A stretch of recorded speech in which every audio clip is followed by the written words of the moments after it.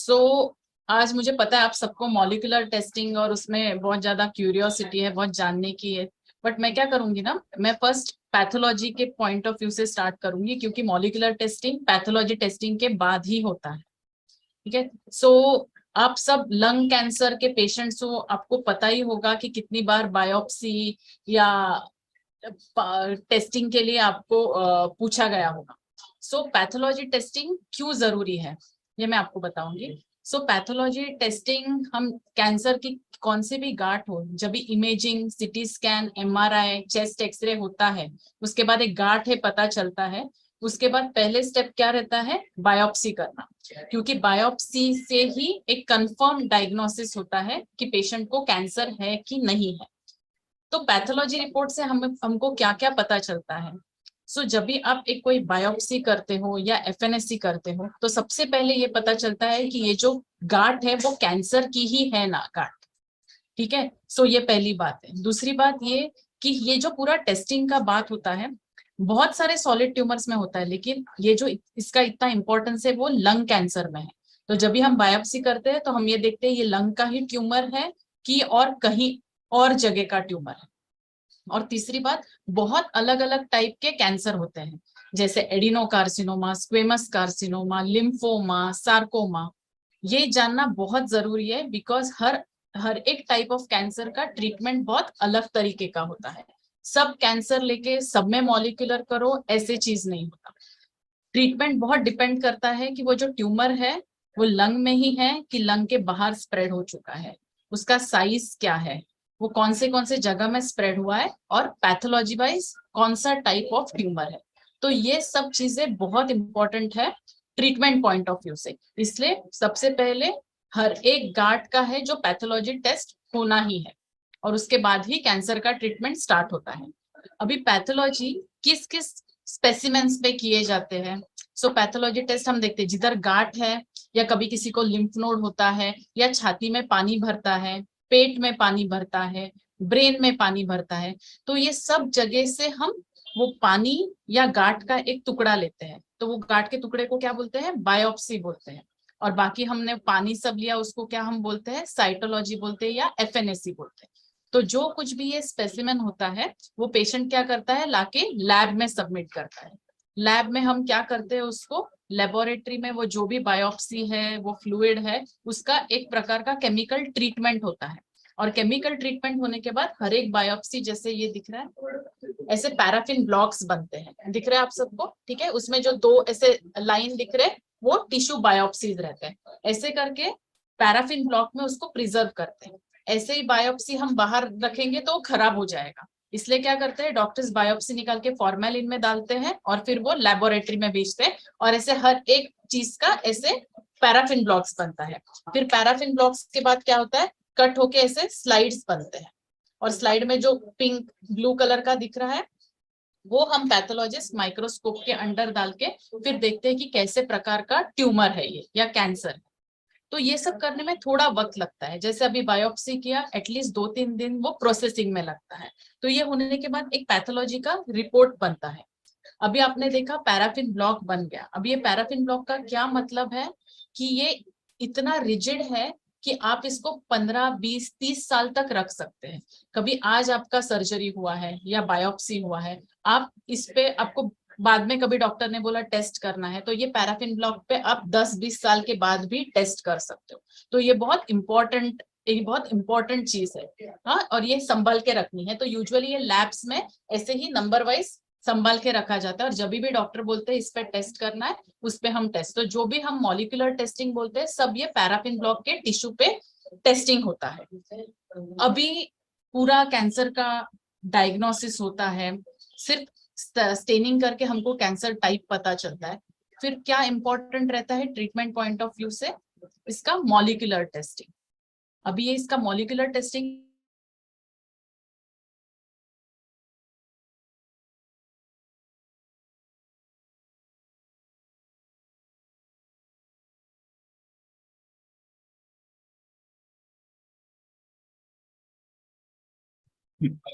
आप आवाज आ रहा है अनुपमा जी, डॉक्टर तृप्तिका?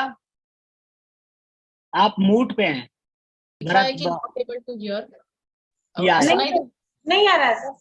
अच्छा, बीच में थोड़ा सा जहां से आप मोलिकुलर से स्टार्ट किए थे ना डॉक्टर तृप्ति, वहां से आवाज बंद हो गया था, मतलब आपका बंद हो थोड़ा। गया? जी अभी आ जी, रहा है आवाज? अभी अभी आ रहा है, अभी आ रहा है।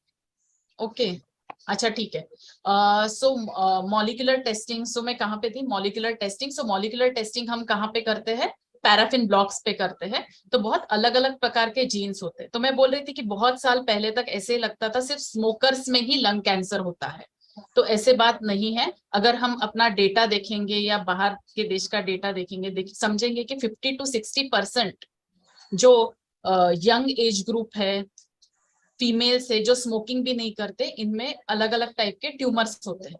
तो लंग में अगर बोला जाए तो ये नियरली 50 to 60% में इन लोगों में जब टेस्ट करते हैं तो पता चलता है कुछ अलग अलग टाइप के जीन्स में डिफेक्ट है। तो ये क्यों इंपॉर्टेंट है? क्योंकि अगर तुम ये आइडेंटिफाई करते हो मॉलिक्यूलर टेस्टिंग से ये जीन्स, तो उसके अगेंस्ट आपके पास ओरल दवाई भी अवेलेबल है। तो कीमोथेरेपी भी लेने की जरूरत नहीं है, सिर्फ ये ओरल टैबलेट से भी बहुत फर्क पड़ता है पेशेंट्स को।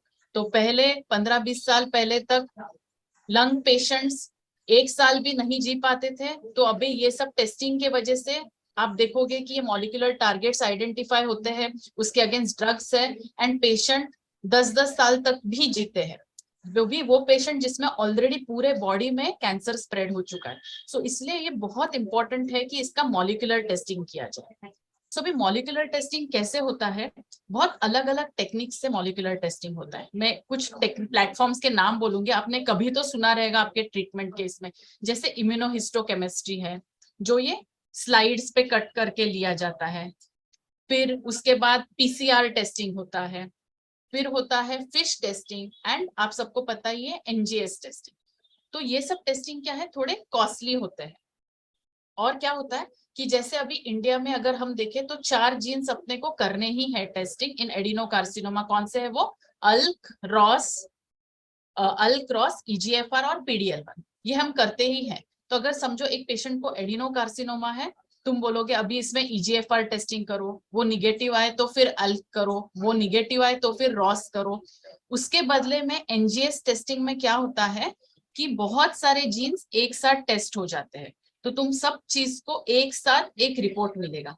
लेकिन आप देखो एक एक टेस्ट और लाइक इसमें 50-100 जीन्स, या कभी कभी कौन से इसमें 500 जीन्स भी इंक्लूडेड रहते हैं। क्यों? क्योंकि तुमने एक सैंपल लिया, उसमें सब आपका टेस्टिंग हो जाएगा। अभी लंग कैंसर में क्या प्रॉब्लम है दिख रहा है? ये 2 लाइन, बस उतना ही टिश्यू में आपको उसका डायग्नोसिस भी करना है, उसमें आईएचसी भी करना है, एंड मॉलिक्यूलर टेस्टिंग भी करना है। तो कभी कभी क्या है, बहुत प्रॉब्लम हो जाती है हमको, क्योंकि टिश्यू बहुत कम है। अगर आप देखोगे ब्रेस्ट कैंसर या लंग या रेक्टम, जीआई में इतना बड़ा, गायनेक ट्यूमर में इतना बड़ा टिश्यू रहता है, तो हमको कभी टिश्यू खत्म होने का प्रॉब्लम नहीं होता। बट लंग में क्या है, बहुत अंदर ट्यूमर रहता है, छोटे छोटे कोर्स रहते हैं टिश्यू के, और बहुत सारे टेस्ट का रिजल्ट देना पड़ता है।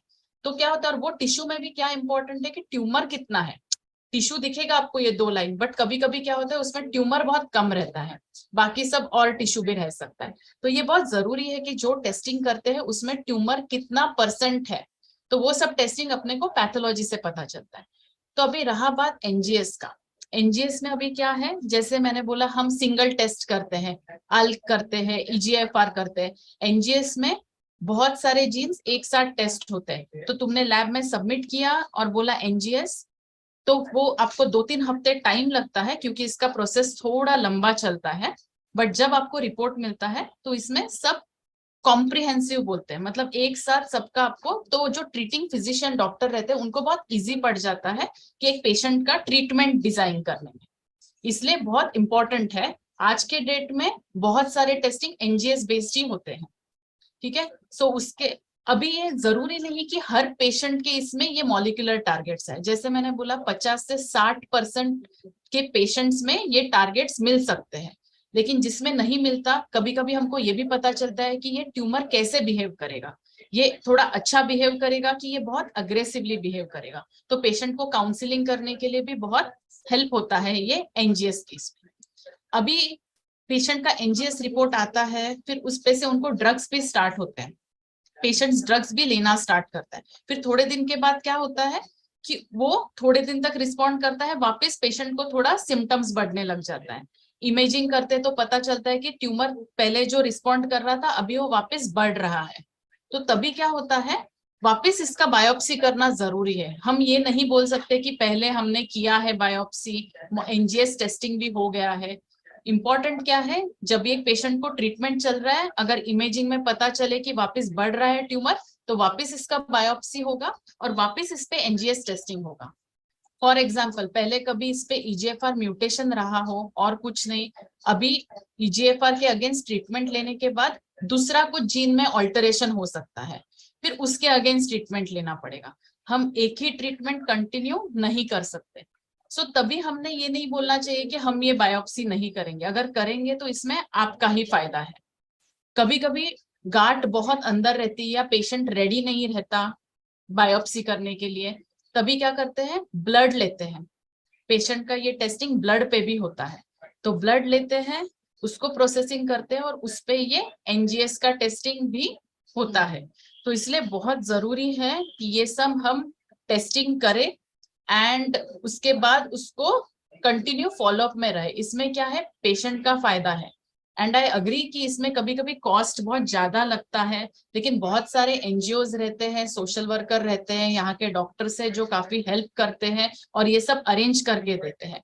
लेकिन मैं यही बोलना चाहती हूँ कि ऐसे सोच के कि ये बहुत बार टेस्टिंग होता है, ये बहुत बार ऐसे होता है, वैसे नहीं सोचना चाहिए। कभी कभी कौन से पेशेंट्स को एक बार एनजीएस किया, उसमें ऑल्टरेशन आके उसका ड्रग लिया, वापस प्रोग्रेस होता है, थोड़े महीनों बाद वापस टेस्ट करना पड़ता है, तो ऐसे ये चलता रहता है। इन लंग कैंसर में जो ये टारगेटेड ट्रीटमेंट का जो इफेक्ट हुआ है वो और किसी भी कैंसर में इतना ज्यादा नहीं हुआ।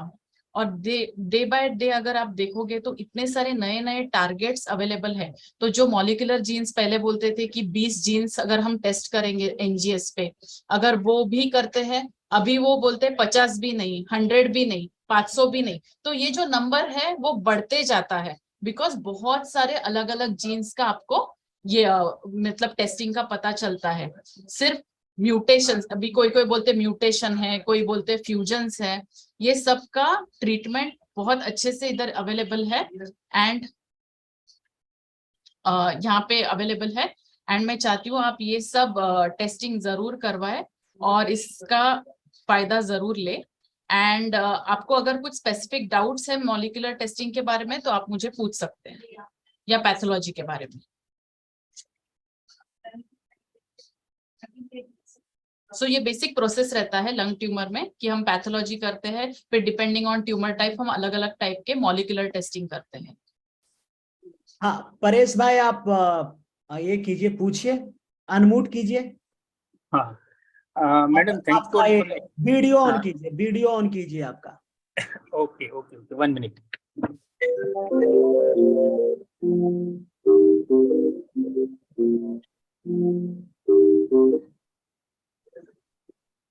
हुआ आपका? और हाँ, वो लैपटॉप से मैं उसको कन्वर्ट कर रहा हूँ इधर में मोबाइल में, क्योंकि लैपटॉप में वीडियो चलते हैं। तब तक जियोमी है, उनसे पूछते हैं। जियोमी जी, आपका नाम तो यहाँ नहीं है, मैं जियोमी ही बुला सकता हूँ, प्लीज पूछिए।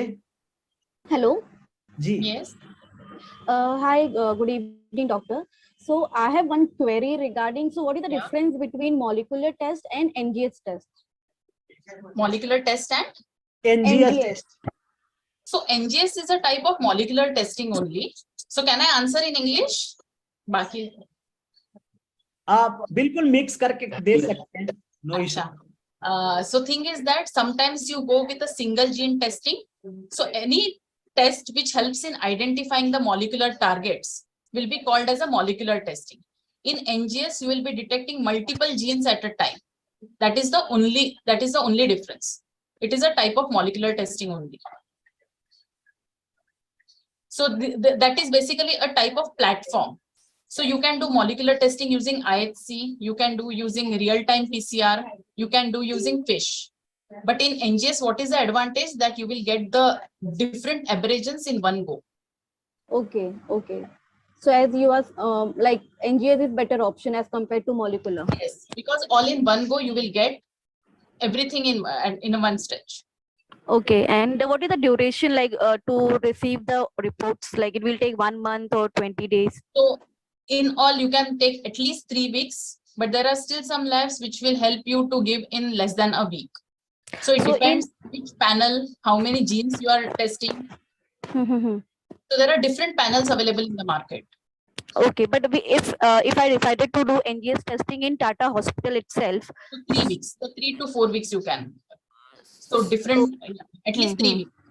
3 weeks. Okay. Okay. Yeah. Thank you. Thank you.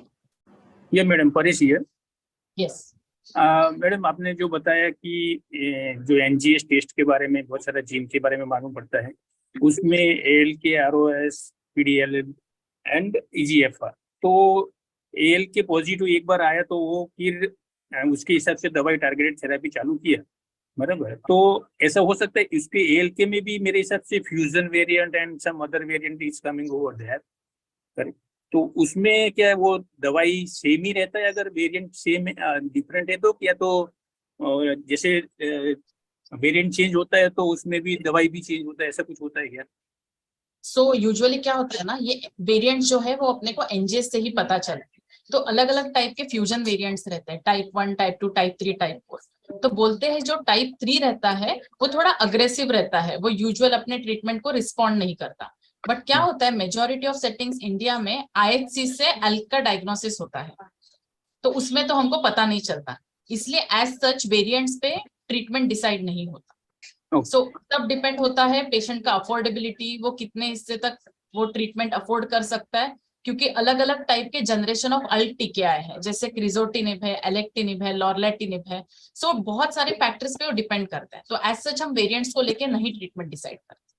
अच्छा, तो अभी जैसे एल के पॉजिटिव में टाइप 1 है और उसका वेरिएंट जो है फ्यूजन रहता है, तो उसके अंदर में हम और वो भी कंटिन्यू एक ही रहता है कि कई सालों के बाद, या तो जैसे दवाई का असर नहीं हुआ तो जैसे प्रोग्रेस आया डिसीज में, तो उस टाइम से फिर से उसको एनजीएस टेस्ट कराना जरूरी, उस टाइम पे देखना पड़ेगा कि एल के पॉजिटिव रहा है कि ईजीएफआर पॉजिटिव आया कि क्या, कौन सा आया है? सो कभी कभी क्या होता है, जैसे अल्क पॉजिटिव आया, पेशेंट ने अल्क का ट्रीटमेंट लिया, फिर जब तुम एनजीएस करोगे कभी कभी दूसरे जीन्स और आ सकते हैं, या जो अल्क जीन में भी डीएनए में ऐसे वेरिएंट्स आएंगे जो रेजिस्टेंस टू तुम्हारे ड्रग को रहेगा उस टाइम पे, सो वो डीएनए में आएंगे। फ्यूजन का वेरिएंट नहीं चेंज होता, जैसे आरएनए एंड डीएनए दो टाइप का टेस्टिंग होता है। सो डीएनए में अलग अलग टाइप के अल्क के वेरिएंट्स आ सकते हैं जो बताते हैं कि ये इसको रेजिस्टेंट है या नहीं है, या फिर ईजीएफआर का आ सकता है, ऐसे कुछ भी और जीन्स आ सकता है। फिर इसलिए एनजीएस बहुत इंपॉर्टेंट है, स्पेशली प्रोग्रेशन पे, क्योंकि हमको पता चलता है कि एक दवाई क्यों नहीं काम कर रही है, जो पहले काम कर रही थी अभी काम नहीं कर रही, मतलब और कुछ अलग जीन्स का चेंज आ गया है उसमें। तो इसका मतलब है कि जब भी कोई प्रोग्रेशन आता है, जब भी टारगेटेड थेरेपी के अंदर में, तो उस टाइम से पहले एनजीएस टेस्ट कराना चाहिए और उसके ऊपर ही टारगेटेड थेरेपी डिसाइड करना चाहिए। यस। लेकिन अल्क में यूजुअली क्या होता है ना, जैसे ईजीएफआर है, ईजीएफआर का ट्रीटमेंट लिया तो बहुत जरूरी है कि एनजीएस करना ही है। आज के जमाने में सब चीज पे करना है, बट अल्क का कैसे रहता था ना, अगर रिस्पॉन्ड नहीं किया तो सेकेंड जनरेशन अल्क का ट्रीटमेंट स्टार्ट करते थे, थर्ड जनरेशन का अल्क का ट्रीटमेंट स्टार्ट करते थे।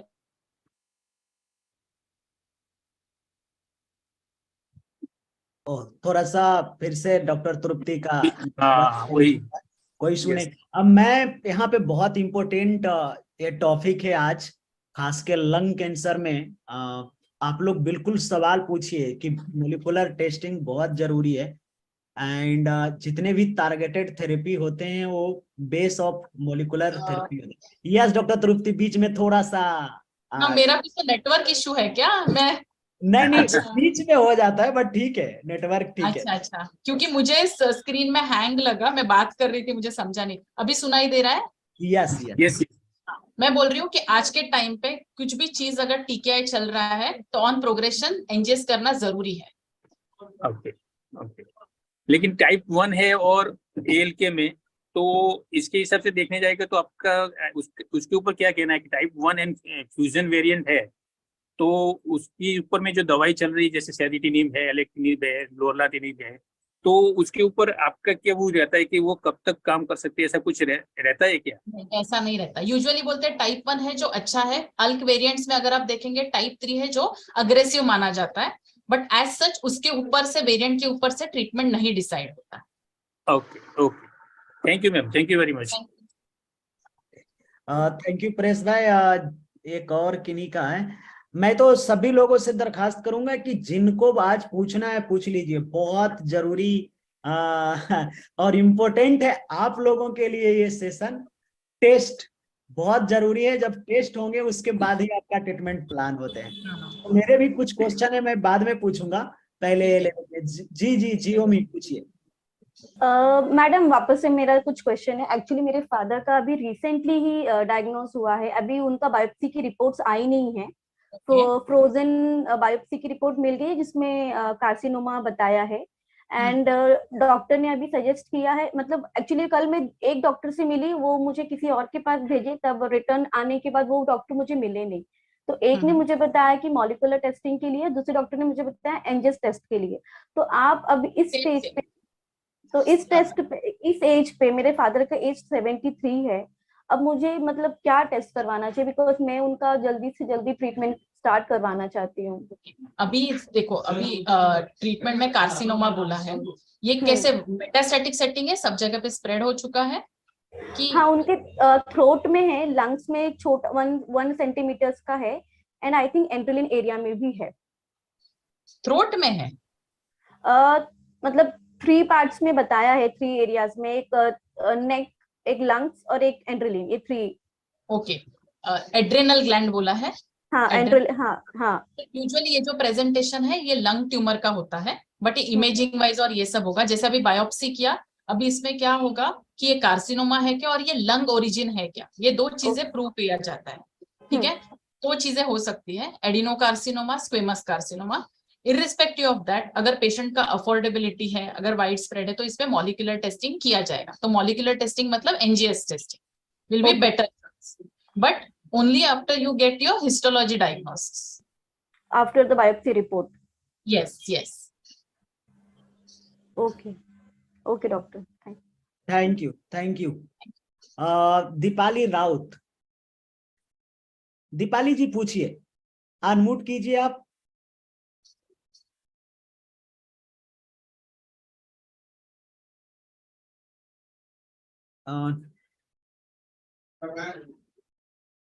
दीपाली राउत, आपको कुछ पूछना था? आई थिंक उनका नेटवर्क हो ये हो गया है। दीपाली राउत,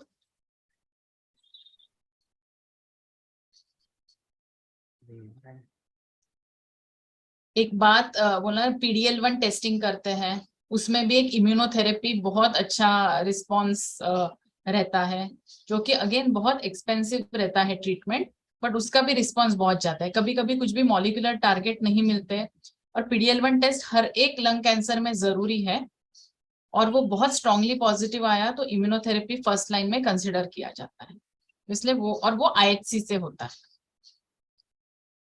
जी डॉक्टर तृप्ति, मैं कुछ लेमैन प्रोस्पेक्टिव समझ रहा हूँ। एक तो सबसे बड़ा मिथ होता है, बहुत सारे पेशेंट आते हैं हम लोगों के पास, एंड ये बहुत जगह ये सवाल होता है कि लोगों को ये डर लगता है कि अगर बायोप्सी हो गया मेरा, तो क्या मेरा बीमारी जो था और तेजी से बढ़ेगा। ये बहुत बड़ा, बहुत कंसर्न रहता है। तो एक चीज ये है।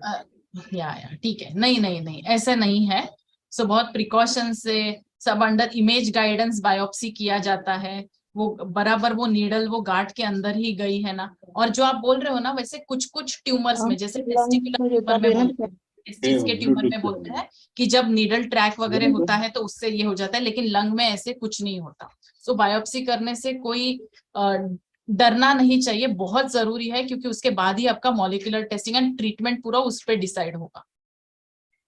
अगर पेशेंट बोलता है कि मुझे कीमोथेरेपी चलेगा, मुझे, बट ऐसे होता नहीं ना, कीमोथेरेपी के बहुत सारे साइड इफेक्ट्स होते हैं, ये कैसे ओरल टैबलेट्स रहते हैं टारगेटेड ट्रीटमेंट के, तो पेशेंट का क्वालिटी ऑफ लाइफ भी बहुत अच्छा रहता है with such wide spread tumour also.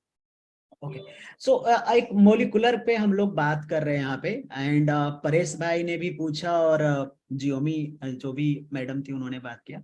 सो एक नॉर्मल पैथ और मोलिकुलर करके खास के लंग कैंसर में जो बोल रहे हैं, पेशेंट को किस तरह से बेनिफिट होगा उसका, उसके बारे में थोड़ा सा अगर बताएंगे तो बहुत अच्छा रहेगा। मतलब पैथोलॉजी और मॉलिक्यूलर टेस्टिंग में। हाँ, क्योंकि पहले नॉर्मल आते हैं तो बायोप्सी होती है, नॉर्मल डायग्नोस्टिक होते हैं और फिर उनका ट्रीटमेंट चालू हो जाता है।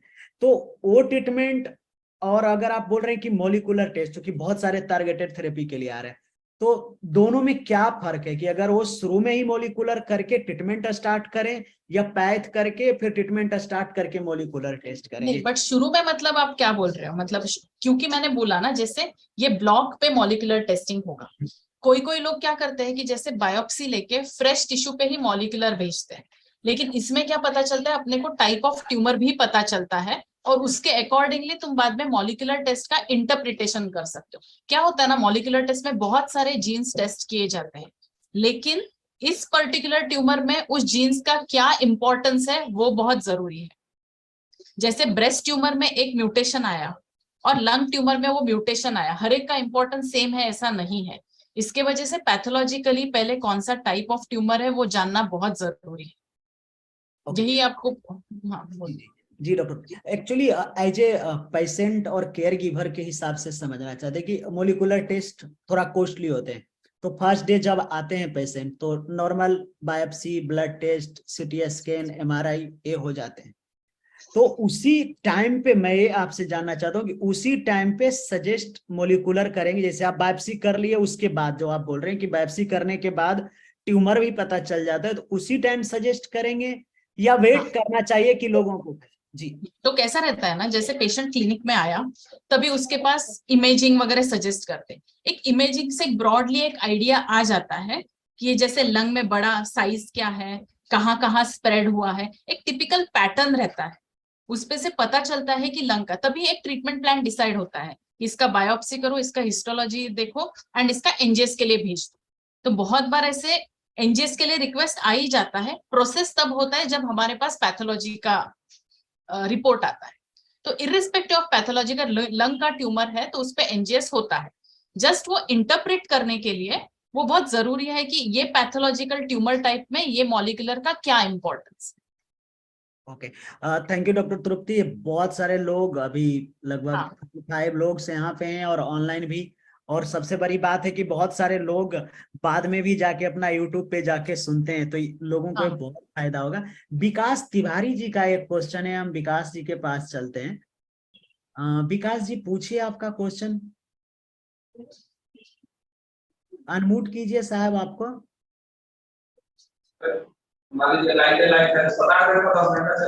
विकास जी आपके पीछे बहुत ज्यादा आवाज है। हाँ,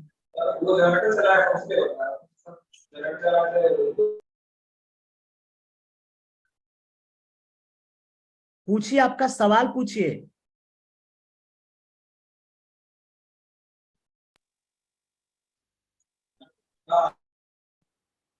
विकास, ओके ठीक है, ये थोड़ा सा ग्लिच ऑनलाइन में ऐसे ही रहते हैं, ठीक है। ओके, और किन्हीं का कोई सवाल है?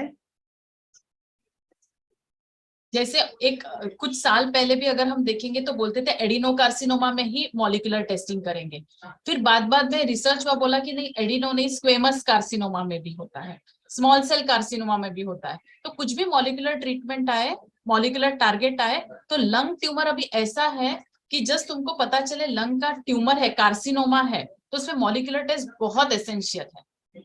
तो इसलिए आपको कभी कभी लगेगा पैथोलॉजी का ये भी नहीं आया फिर भी क्यों मॉलिक्यूलर टेस्टिंग तो बहुत जरूरी है। डॉक्टर तृप्ति, एक चार्ट बॉक्स पे क्वेश्चन है निशांत जी का, आपको दिख रहा है कि नहीं दिख रहा? So I have lung cancer, ROS positive, I have taken crizotinib 250 mg for 6 days, now I have stopped taking it since 10 days as per doctor recommendation. Due to this my ALT high level is high, what can be done, I think ये हाँ कहाँ पे है? नहीं हाँ, मुझे नहीं, जी आपको इस पे नहीं दिख रहा है ना। मुझे नहीं दिख रहा है चैट में। 10 डेज से उनका मेडिसिन बंद किया है क्रिजोटेनिव का। हाँ, क्यों क्यों उनका बंद किया है? ALT हाई है, अच्छा, ओके। ALT लेवल हाई है। हाँ वो पूछ रहे हैं what can be done so that it become normal, अल्ट नॉर्मल कैसे होंगे वो पूछ रहे हाँ, वो आपको मेडिकल ऑन्कोलॉजिस्ट बता सकते हैं, जो हैं। So, ट्रीटिंग निशांत फिजिशियन है ना। जी जी जी, निशांत जी आप इंतजार कीजिए, डॉक्टर अमित डॉक्टर अखिल जुड़ेंगे तो हम उनसे जरूर हाँ, आपका ये सवाल पूछेंगे। हम चलते हैं आरती जी के पास। आरती जी पूछिए आपका सवाल। मैडम वापस से मैं ही हूँ। इसके पहले भी आपसे डिस्कस किया। सो मैं जैसे अभी मेरे फादर का जो भी अभी लाइन ऑफ ट्रीटमेंट जो डॉक्टर डिसाइड करेंगे, जो भी टेस्टिंग करेंगे उसके अकॉर्डिंग हम करेंगे। बट जस्ट जैसे कि अगर टारगेटेड थेरेपी में जो मेडिसिन स्टार्ट होती हैं, तो वो कैसे वो डेली बेसिस पे ली जाती हैं या कुछ वंस इन अ वीक होता है, या कैसे होता है ये टारगेटेड थेरेपी में?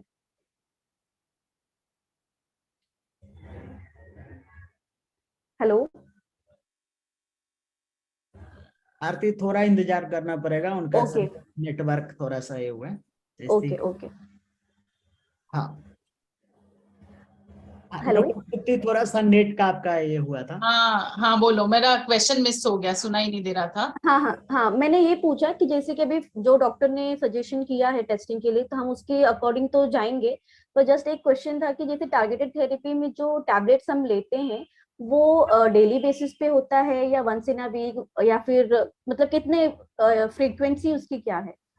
सो ये जो टारगेटेड ट्रीटमेंट रहता है, ये यूजुअली ओरल टैबलेट्स रहता है, डिपेंडिंग ऑन कौन सा ड्रग है, कौन सा ऑल्टरेशन है, कभी दिन में 2 बार या दिन में 1 बार, ऐसे हर दवाई का अलग अलग डोसेज रहता है टारगेटेड ट्रीटमेंट का। ओके, तो ये पर हॉस्पिटल्स।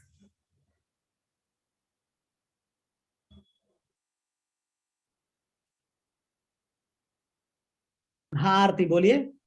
हाँ, मैं यही बोल रही थी कि फिर ये हॉस्पिटल से ही मेडिसिन मिलती है या फिर कहीं बाहर से लेना होता है? आपका ट्रीटमेंट कहाँ चल रहा है? टाटा में ही चल रहा है, टाटा में? परेल। जी जी, हाँ टाटा में चल रहा है तो बिल्कुल इंतजार कीजिए, जब आपका ट्रीटमेंट प्लान होंगे सारे टेस्ट होने हाँ, के बाद तो आपको बिल्कुल गाइड किया जाएगा। जो यस, मोस्टली 99.9% मेडिसिन टाटा में मिल जाते हैं। अगर आप ओके कुछ ऐसा रहेगा तो आपको गाइड किया जाएगा। ओके ठीक है। ओके हाँ। ओके ओके, ठीक, थैंक यू। अ, और किन्हीं का कोई क्वेश्चन है? क्या दीपाली राउत आपको मैंने कार्सिनोमा में म्यूटेशन करे जाते हैं, स्क्वेमस में कौन से mutation, and what is the treatment of choice? Small cell carcinoma में कौन सा mutation? One report of that just tier 1। So in case EGFR के साथ क्या P53 को टारगेट करेंगे? ये कौन है, जरा स्क्रीन पे आएंगे क्या? एक मिनट, हाँ इनका है। अच्छा ठीक है, मतलब पेशेंट है क्या? सो मोस्टली अगर हम देखेंगे P53 म्यूटेशन जो है, ये nearly 70 to 80% of lung tumours का अगर तुम NGS करोगे तो 70 to 80% टाइम ये P53 आता ही है। तो इससे क्या है, इसका अलग टारगेट एज सच नहीं है, बट ये बताता है कि थोड़ा पेशेंट को टारगेटेड ट्रीटमेंट का थोड़ा रेजिस्टेंस हो सकता है, तो ट्यूमर इतना अच्छा नहीं, ये बताता है थोड़ा अग्रेसिव टाइप ऑफ ट्यूमर है। और ये जो आपने स्मॉल सेल कार्सिनोमा बोला, ये स्मॉल सेल कार्सिनोमा बहुत ही अग्रेसिव टाइप ऑफ कैंसर है। ये जैसे डायग्नोस होता है, पेशेंट को कीमोथेरेपी, रेडिएशन, इमीडिएटली बहुत ज्यादा बल्क में ये ट्यूमर रहता है, और बहुत अग्रेसिवली डॉक्टर ज्यादा वेट नहीं करते। ये जब ट्यूमर होता है तो मॉलिक्यूलर के लिए वगैरह वेट नहीं करते, इमीडिएटली ट्रीटमेंट स्टार्ट करते हैं। मीनवाइल मॉलिक्यूलर के लिए सेंड करते हैं, एंड फिर डिपेंडिंग ऑन ऑल्टरेशन वो लोग कॉल लेते हैं। लेकिन मेजोरिटी टाइम्स अगर आप देखोगे स्मॉल सेल कार्सिनोमा में बहुत अग्रेसिवली कीमोथेरेपी और रेडिएशन दिया जाता है। कीमोथेरेपी के भी कॉम्बिनेशन होते हैं। कभी कभी क्या होता है, EGFR इनिशियली म्यूटेंट रहता है, जब पेशेंट EGFR TKI लेता है, प्रोग्रेशन में आपको ये स्मॉल सेल कार्सिनोमा दिखता है। तो it is a matter of resistance to EGFR TKI। Patient respond नहीं करेगा अभी EGFR TKI। समझा मैं क्या बोलना चाह रही हूँ? हाँ, प्रियंका शायद आपके सवाल के जवाब मिल गए होंगे। अब हमारे पास लास्ट 2 सवाल है। फिर से मैं मैडम को 1 महीने बाद बुलाऊंगा, 2 महीने बाद। क्या? मैम फिर से बुलाएंगे आपको। 2 सवाल और है, वो ले लेते हैं। सविता जी पूछिए आपका सवाल। Madam good evening. Good evening. Hello, आप सुन Yes, रही है ना? Yes yes. Yes yes. Madam PDL1 के बारे में बताइए तो जरा, हमको पता नहीं। PDL1 वो इम्यूनोथेरापी जो ट्रीटमेंट होता है वो PDL1 के जरा होता है तो बताइए। ठीक है, सो यूजुअली कैसा रहता है, अभी हमने बोला एक एनजीएस से पूरा मॉलिक्यूलर टारगेट होगा और सेम यही ब्लॉक पे IHC से हम PDL1 टेस्टिंग करते हैं। तो IHC से हम देखते हैं कि ट्यूमर में ब्राउन स्टेनिंग एक आता है बॉडी का, वो कितने परसेंटेज ऑफ ट्यूमर सेल्स में आया है। अगर समझो एक पेशेंट में कुछ भी टारगेट अवेलेबल नहीं है, सब एनजीएस रिपोर्ट निगेटिव है और भी जो मॉलिक्यूलर टारगेट्स निगेटिव है, तो एंड तभी उस टाइम पे PDL1 का रिपोर्टिंग देखा जाता है। PDL1 अगर मोर देन 50% हो तो पेशेंट को इम्यूनोथेरेपी फर्स्ट लाइन में दिया जाता है। लेकिन प्रॉब्लम यह है कि इम्यूनोथेरेपी बहुत कॉस्टली है बट बहुत इफेक्टिव भी है। ओके, फर्स्ट लाइन की बात है। अगर समझो पेशेंट ने पहले 1-2 लाइन दूसरी ट्रीटमेंट ले ली है, तीसरी बार PDL1 अगर निगेटिव भी रहेगा तो भी पेशेंट को इम्यूनोथेरेपी के लिए कंसिडर किया जाएगा। ये सिर्फ लंग ट्यूमर में नहीं, कौन से भी बॉडी में, कौन से भी कैंसर में आजकल इम्यूनोथेरेपी का रिस्पॉन्स बहुत बढ़िया है। जस्ट बहुत एक्सपेंसिव रहता है वो treatment. So PDL1 irrespective of adenocarcinoma, squamous carcinoma, small cell carcinoma, सब ट्यूमर में किया जाता है। जी, हम एक क्वेरी है। हम टारगेटेड थेरेपी में है, हमारा PDL1 लेस देन 10 है। क्या फ्यूचर में हम फिर टेस्ट करके PDL1 का टेस्ट करके हम इम्यूनोथेरेपी ले सकते हैं? तो अभी आपका कौन सा टारगेट है? ROS1 positive. ROS1 positive. सो जब भी टारगेट पॉजिटिव रहता है ना, जब भी टारगेट रहता है तो टारगेटेड ट्रीटमेंट दिया जाता है। जी अभी आपको रॉस और PDL1 दोनों है तो PDL1 नहीं, रॉस को दिया जाएगा। ठीक है, जी अगर रॉस समझो, रॉस आपने ट्रीटमेंट स्टार्ट किया, आगे जाके कभी प्रोग्रेस हुआ, आपने वापस टेस्टिंग किया, तभी उस टाइम पे इम्यूनोथेरेपी भी कंसिडर हो सकता है। तो ये और एक टारगेट अवेलेबल है। थैंक यू ये पूछना था कि हम ले सकते हैं या नहीं ले सकते इन फ्यूचर। लेकिन हाँ, लेकिन जब भी टारगेट है तो इम्यूनोथेरेपी का इतना अच्छा रिस्पॉन्स नहीं रहता है जो कि जब बिना टारगेट के है तब आता है।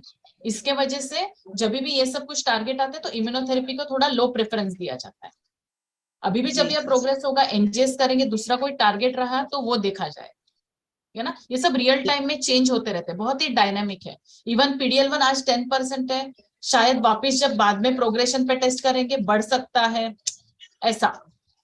तभी हम ये 10% लेके नहीं ये करें। ठीक है, ठीक है, thank you madam, thank you. Deepali Raut आप पूछ लीजिए आपका। मेम के लिए आज हम लास्ट क्वेश्चन लेंगे। दीपाली जी। हेलो। यस, हाँ, गुड इवनिंग। Good evening. मेरे पति को अभी लंग कैंसर हो गया, वो बोन में भी हो गया थोड़ा सा, और ब्रेन में भी। ओके, तो ट्रीटमेंट चालू है। टाटा में आए थे हम 10 तारीख को, तो अभी बायोप्सी का रिपोर्ट आने वाला है। पर पेट स्कैन में सपोज ये हो गया कि 4th स्टेज है उनकी। ओके, अभी ब्रेन को रेडियोलॉजी दे रहे 10 रेडियोथेरेपी दे रहे हैं। रेडियोथेरेपी दे रहे हैं। तो अभी उसको कैसे हैंडल करेंगे? तो कौन सा ट्यूमर है, आया है कुछ कार्सिनोमा कुछ? वो नहीं, अभी नहीं। ठीक है, सो ये जो मैं बात कर रही हूँ ना मॉलिक्यूलर टेस्टिंग, ये सब स्टेज 4 की ही है। ऑलरेडी जब स्प्रेड हो चुका है हाँ। कैंसर, उसी की ये बात चल रही है, उसी में ये मॉलिक्यूलर टेस्टिंग बहुत इंपॉर्टेंट है। तो अभी आपके केस में जैसे पैथोलॉजिकल होगा, कौन सा टाइप ऑफ ट्यूमर है पता चलेगा, IHC टेस्टिंग होगा एंड आपको एनजीएस भी बोला ही होगा, हाँ, एनजीएस वगैरह भी बोला ही होगा करने के लिए। हाँ बोल रहा है। हाँ, तो सब उसके हिसाब से ट्रीटमेंट डिसाइड होगा। तब तक अगर लगता है कि बहुत ज्यादा स्प्रेड है, बहुत ट्यूमर बल्क है, तो कभी कभी बिना वेट के कीमोथेरेपी स्टार्ट करते हैं। जैसे ब्रेन में बहुत सिम्टोमेटिक है तो रेडिएशन थेरेपी स्टार्ट करते हैं, बट ये हो गए अभी। सो आपको मॉलिक्यूलर टेस्टिंग के लिए वेट करना पड़ेगा। ओके, वो अच्छे हो जाएंगे क्या? अच्छे हाँ, हो जाएंगे। आप अभी इधर ही देख रहे हो ना, इतने सारे पेशेंट हैं, किसी किसी को अल्क है, रॉस है, जिसमें मॉलिक्यूलर टारगेट मिला, जरूर हो जाएंगे। Okay, thank you. Yes, yeah.